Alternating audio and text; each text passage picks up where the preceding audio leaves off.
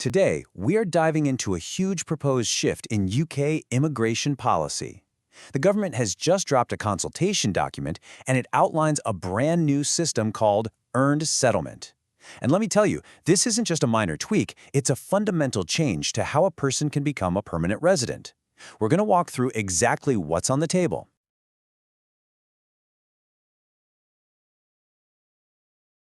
Okay, so let's get right into the why behind all this. Why now? Well, the UK is looking at a massive wave of people who are about to become eligible for permanent residence or settlement. You can see it right here in the government's own forecast. It's set to hit a peak in 2028 with around 450,000 people. And this wave is mainly driven by the record-high migration we saw between 2021 and 2024, especially from people on health and care visas. Before we go any deeper, let's make sure we're all on the same page about what settlement actually is. You might also hear it called indefinite leave to remain. Now, it's not citizenship, but it's the final, crucial step right before it. It gives you the right to live here for good, without any time limits and without restrictions on working, studying, or getting public funds. For so many people who move to the UK, this is the goal. So, why is the government looking to make these changes?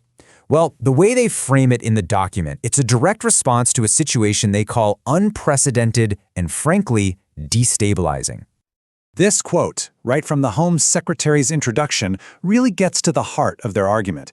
The paper claims that the recent high levels of migration are putting a huge amount of pressure on local communities and causing division.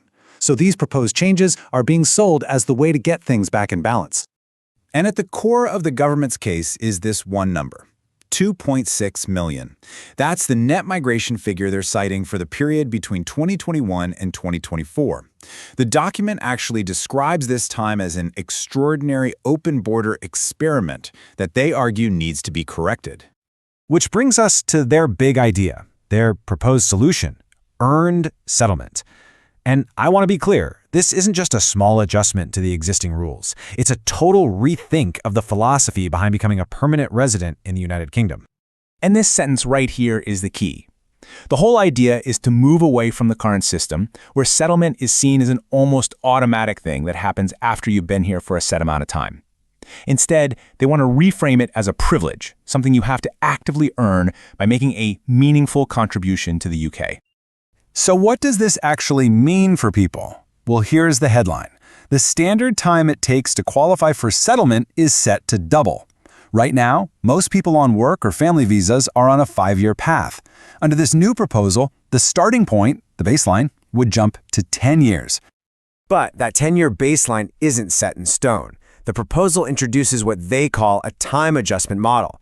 This means that qualifying period can actually go up or down based on a whole new set of criteria. So let's break down how that's supposed to work.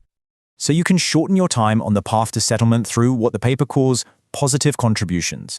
And these are mostly tied to your job and how much you earn. For example, if you're a very high earner, we're talking over £125,000 for 3 years, you could slash 7 years off that baseline. That means you could get settlement in just 3 years. Or if you work in certain public service jobs or earn over £50,000, you could knock 5 years off. But just as you can reduce the time, certain actions can add years to your wait, a lot of years. If you claim public funds for more than a year, that could add another 10 years to your baseline, pushing your total wait to 20 years. And if you've broken immigration rules, say by entering the country illegally or overstaying your visa by a long time, the penalty could be a massive 20 additional years. Okay, so we've covered the what, but now let's talk about the who. How would this new system actually impact the real people who are on these visa routes right now? If we look again at that peak year of 2028, it becomes incredibly clear which group is the largest. We're talking almost half, 47% of everyone expected to get settlement that year are people who came here on the health and care visa. They, along with other skilled workers, are right at the center of this coming wave. And this is a really critical detail. For many of those workers, especially in care roles that are skilled below degree level, the proposal suggests a different, longer baseline, not 10 years, but 15. The argument in the paper is that people in these lower wage jobs are less likely to make a net fiscal contribution to the country. The proposals would also create a much, much longer path for many refugees. For those who arrive in the UK first and then make a claim for asylum, the starting point for settlement could be extended all the way out to 20 years. Now that's in contrast to refugees who arrive through official government resettlement schemes who would be on the standard 10-year baseline. And this brings us to what is, honestly, probably the most significant bombshell in this whole document. It's proposed that these new rules would apply to everyone who is already in the UK on a path to settlement but hasn't had it granted yet. Think about that for a second. Someone could be 4 years into a 5-year path, thinking they're almost at the finish line, and then suddenly, overnight, that finish line could be moved back another 5, 10, or even more years. Now, it is so important to remember, this document is a consultation. Nothing is law yet. The government is actively asking for the public's views on all of this before they make a final decision.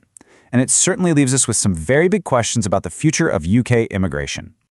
Ultimately, when you boil it all down, this proposal forces a debate about the very nature of belonging in Britain. Is getting permanent settlement the expected endpoint of a long journey of integration? A finish line you cross after putting in the years? Or is it a prize to be won, something awarded only to those who can prove a specific kind of economic or social value? That is the real question at the heart of this entire new system. Look, navigating these potential changes can be complex and pretty uncertain. If you need any help with immigration processes, contact Legacy Immigration for support and tailored guidance.